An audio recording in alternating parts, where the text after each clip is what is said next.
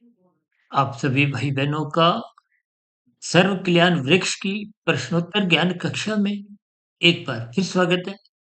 देखिए, कुछ दिन पहले किसी भाई बंधु ने प्रश्न रखा था कि आपने एक चैनल सुधीर भाटिया फकीर के होते हुए एक नया चैनल सर्व कल्याण वृक्ष क्यों बनाया? तो उसके प्रति हमने कुछ विशेष प्रकार का ज्ञान उस वीडियो विशेष में दे दिया था। अब किसी और भाई बंधु ने, ये तो मुझे ध्यान नहीं कि उसी भाई बंधु का ही ये प्रश्न है या कोई अन्य भाई बंधु का, यानी कि उन्होंने प्रश्न रखा है कि सर्व कल्याण वृक्ष के पीछे का एक उद्देश्य क्या है, अर्थ क्या है। देखिए, सर्व का मतलब तो सभी के लिए है, कल्याण का मतलब एक हित के उद्देश्य से है, एक सुख के उद्देश्य से है। और वृक्ष का अभिप्राय तो आप पर हम भली बात जाते हैं कि आपके हमारे जीवन का आधार ही वृक्ष है। तो देखिए, 84 लाख प्रकार की जोनियों में वनस्पति एक अंतिम जोनी है। वनस्पति को हो, पेड़ पौधे, जड़ी बूटियां, सब कुछ ये वनस्पति में ही आती है। और वृक्ष आपको मैं देखिए फल देते हैं, छाया देते हैं, और भी आपके हमारे जीवन की उपयोगी स्थितियों से के हमारे एक सुखों का एक स्रोत बनते हैं। आपके हमारे घरों में देखिए लकड़ी की कितनी ही स्थितियां हैं, कितने ही पदार्थ हैं, लेकिन मेरा इन सभी स्थितियों के पीछे एक ही उद्देश्य था। देखिए, वैसे तो ये सब कल्याण वृक्ष तकरीबन 13-14 वर्ष पहले तब रखा गया था जब हमने एक पुस्तक प्रभु की वाणी फकीर की जुबानी लिखी थी। और उसी समय विशेष में हमने देखिए एक सर्व कल्याण वृक्ष एक एनजीओ बनाने के उद्देश्य से नाम रखा था। लेकिन उस समय विशेष में कुछ अन्य लोगों का सहयोग ना मिलने के कारण तो मैं अकेले ही अपने स्तर पर परमात्मा की प्रेरणा से, गुरुओं के आशीर्वाद से उस स्थिति विशेष पर अग्रसर होता गया। क्योंकि सर्व कल्याण वृक्ष के पीछे मेरे दो ही उद्देश्य थे कि सभी जीवों को भोजन मिले। विशेष रूप से देखिए, मनुष्य से नीचे की जो 80 लाख प्रकार की तामसी निंदनीय कष्टमय जोनियां हैं, अब वो जोनियों के जीव भले ही अपनी अपनी प्रकृति के अनुसार परमात्मा की प्रेरणा से कुछ ना कुछ उनका भोजन का प्रबंध प्रकृति की व्यवस्था में ही निहित है। लेकिन जब मनुष्य अन्य जीव जंतुओं के प्रति कुछ ऐसे भाव रखता है, तो देखिए 84 लाख प्रकार की जोनियों में 80 लाख प्रकार की तो तामसी निंदनीय जोनि है, कष्टमय जोनि है। और एक एक जोनि में ही अरबों खरबों पता नहीं कितने जीव हैं। यूं तो देखिए सभी जोनियों के सभी जीवों की कुल आत्मा तो देखिए निश्चित है। कोई आत्मा नई प्राणी तो हो नहीं सकती, क्योंकि आत्मा जितनी भी है परमात्मा की नजरों में तो निश्चित है, क्योंकि जन्म मरण से रहित है, चेतन तत्व है। लेकिन जितनी भी है वो निश्चित है, और कर्मों के अनुसार, और कर्म होते हैं मनुष्य योनि में। और सर्व कल्याण वृक्ष के अंतर्गत हम जब अन्य जीवों के प्रति सहानुभूति रखते हैं, तो सर्वप्रथम आप देखिए ये जो आज मांसाहार भोजन का प्रचलन चला हुआ है, उससे भी बच जाते हैं। और मनुष्यों को ज्ञान मिले तभी तो अपने कर्तव्य कर्मों का एक पालन कर सकता है। यदि ज्ञान ही नहीं है, देखिए शास्त्रों में तो स्पष्ट शब्दों में कहा गया तमोगुण रजोगुण बंधनदायक है, और सतोगुण मुक्तिदायक है, और सतोगुण का संग करना ही सत्संग है। और यदि मनुष्य ज्ञान में स्थिति में नहीं रहता, शास्त्र तो बार बार कहते हैं जो मनुष्य सत्संग नहीं करता उसमें पशु वृत्तियां निरंतर पनपती रहती है। और कब ये बलवती हो जाती है तो कानून का भी उल्लंघन करते हैं, ये नाचने लगती है। मन मर्जी की स्थितियों में वो जीना पसंद करते हैं। देखिए, पशु किसी भी कुछ बंदिश में, कोई बंधन में नहीं रहता। ये तामसिक मनुष्य भी देखिए ना कानून की सुनते हैं ना शास्त्रों की सुनते हैं। इसीलिए हमने देखिए सर्व कल्याण वृक्ष के अंतर्गत दो ही हमारे लक्ष्य थे कि इस वृक्ष की छाया में हम सभी भाई बहनों को, विशेष रूप से सभी मनुष्यों को ज्ञान मिले, ताकि आपके हमारे कर्म जहां तक संभव हो निष्काम भाव से हो, निष्काम भाव से नहीं भी हो, तो सात्विक कर्म हो। सात्विक कर्म ना भी हो तो कम से कम राजसी कर्म हो। तामसिक कर्मों से हम बचें, दूसरों का हिस्सा मत खाएं, दूसरों को पीड़ा मत दें। अक्सर हम बार बार अपनी चर्चाओं में बोलते रहते हैं कि लाल बत्ती पे रुको, दूसरों की हरी बत्ती रुपी हिस्सा मत खाओ, दूसरों को पीड़ा मत दो। व्यवस्था के अंतर्गत अपना एक कर्तव्य निभाओ, धर्म निभाओ। देखिए, कर्तव्य धर्म एक ही बात है। आज मनुष्य देखिए धर्म की बातें तो बहुत करते हैं और धर्म को किसी संप्रदाय से पूजा पाठ तक ही एक संकुचित अर्थों में परिष्कृत करते हैं।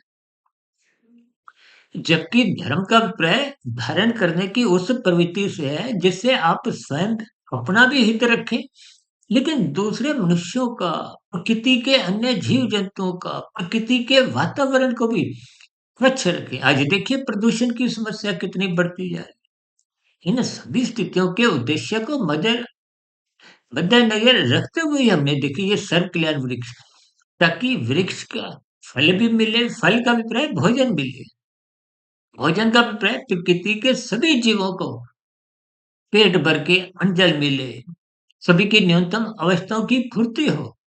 इन सभी उद्देश्यों को मद्देनजर रखते हुए ही हमने देखिए ये सर्व कल्याण वृक्ष उस समय विशेष में नाम रखा।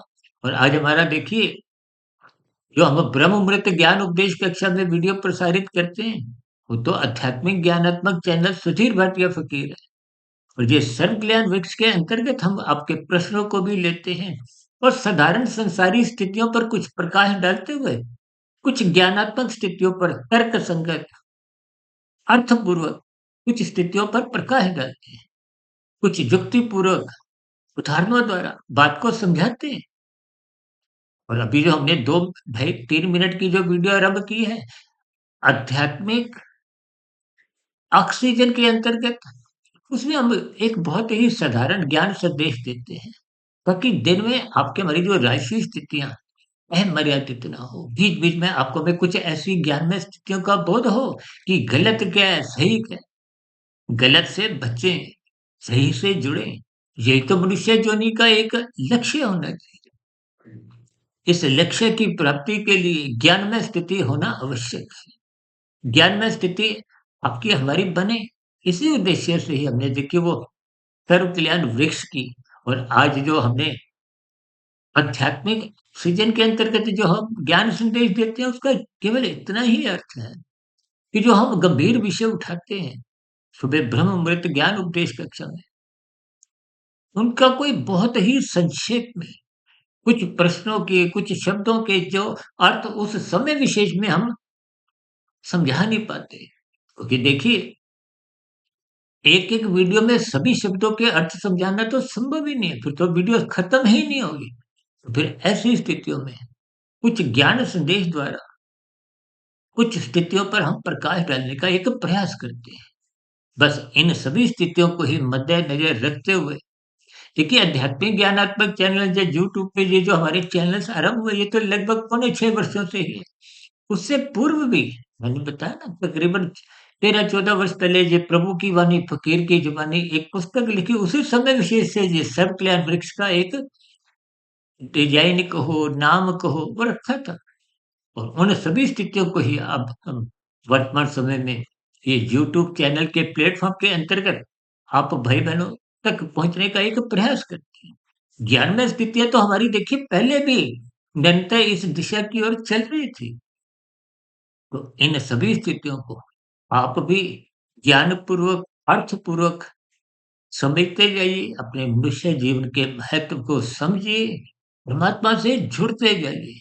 देखिए, इन चैनलों से आप जुड़ जाते हो तो अच्छी बात, नहीं जुड़ते तो भी कोई बुरी बात नहीं है। लेकिन परमात्मा का ज्ञान-विज्ञान आपको में समझ में आना चाहिए। वो तो आत्मा पहले से ही ज्ञान स्वरूप है। हम भी कोई नया ज्ञान नहीं देते, हमारी जो 2800 वीडियो हो चुकी हैं। इन 2800 वीडियो में भी कोई नया ज्ञान नहीं है। वेदों का ज्ञान, उपनिषदों, विभिन्न पुराण, गीता और भी दर्शन शास्त्र, इनमें भी कोई नया ज्ञान नहीं है। ये ज्ञानमय स्थितियाँ आपकी आत्मा के भीतर पहले से ही हैं। लेकिन अनादिकाल से विषय भोगों की आसक्ति के कारण, ये रजोगुण तमोगुण के बंधन के कारण आपका हमारा ज्ञान कमजोर हो गया, आवृत हो गया, ढक गया, जिसके फलस्वरूप परमात्मा से आप और हम विमुख हो चुके हैं, संसार के, माया के सम्मुख हो चुके हैं। जब रजोगुण में रहते हैं तो कोई पतन नहीं होता, मात्र समय की बर्बादी है।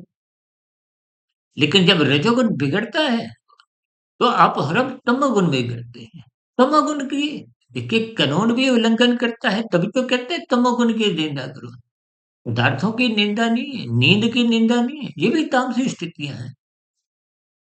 लेकिन कानून का उल्लंघन की निंदा है, शास्त्र विरुद्ध जब जब आप पाप कर्म करते हो उनकी निंदा है। तो शब्दों के अर्थ भावार्थ समझने होंगे। यदि आप और हम शब्दों पे ही अटक जाते हैं, रुक जाते हैं, तो ज्ञान में स्थितियां आपको में समझ नहीं आती। इसलिए हम सभी भाई बहनों को अपनी अज्ञानता समाप्त करनी है, यानी कि कोई नया ज्ञान आपको हमें नहीं मिलना।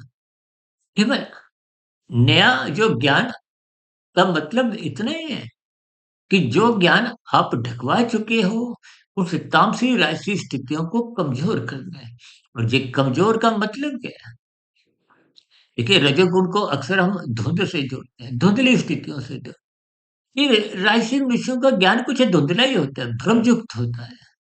उनको दूर का नजर नहीं आता। जैसे धुंध में गाड़ी चलाते हो, आजकल कुछ धुंध की स्थितियां बनती हैं तो आप और हम गाड़ी धीरे चलाते हैं। धीरे चलाने का मतलब इतना है कि आपको विषय भोगों की जो आज आसक्ति 24वें साल का रूप ले चुकी है, आप भागते जा रहे हो, भागते जा रहे हो। तो फिर भागने में तो देखिए दुर्घटनाएं होती हैं, आप तमोगुण में गिरते हो। ये राशि भोग विषय आपको सतोगुण कमजोर करते हैं। आजकल तो प्री वेडिंग की स्थितियों में आप देख ही सकते हो कितना धन का दुरुपयोग होता है। ये इसके पीछे का कारण बिगड़ी हुई आपकी हमारी भोग इच्छाएं। और भोग इच्छाएं तो तभी बिगड़ती है जब सत्संग का अभाव होता है, धर्म की कमजोरी होती है। धर्म की कमजोरी होते ही अर्थ और काम नाचने लगते हैं। इसलिए इन सभी स्थितियों को ज्ञान पूर्वक समझते हुए आज मैंने देखिए सर्व कल्याण वृक्ष के उद्देश्य को, अर्थ को, शब्दों की स्थितियों को और जो मेरे जीवन में कुछ स्थितियां घटी उनके बारे में मैंने संक्षेप में समझाने का एक प्रयास किया है। फिर भी आपके मन में कोई नया प्रश्न हो, कोई वीडियो संबंधित आपको बात समझ नहीं आई हो, या आपके मन में मेरे प्रति, मेरे शब्दों के प्रति या किसी और प्रकार की कोई आपत्ति हो, शिकायत हो, तो आपके प्रश्नों का, सुझावों का और शिकायतों का भी नीचे दिए गए कमेंट्स बॉक्स पर सदा ही स्वागत है। चर्चा विशेष को ध्यानपूर्वक सुनने के लिए आप सभी भाई बहनों का बहुत बहुत धन्यवाद।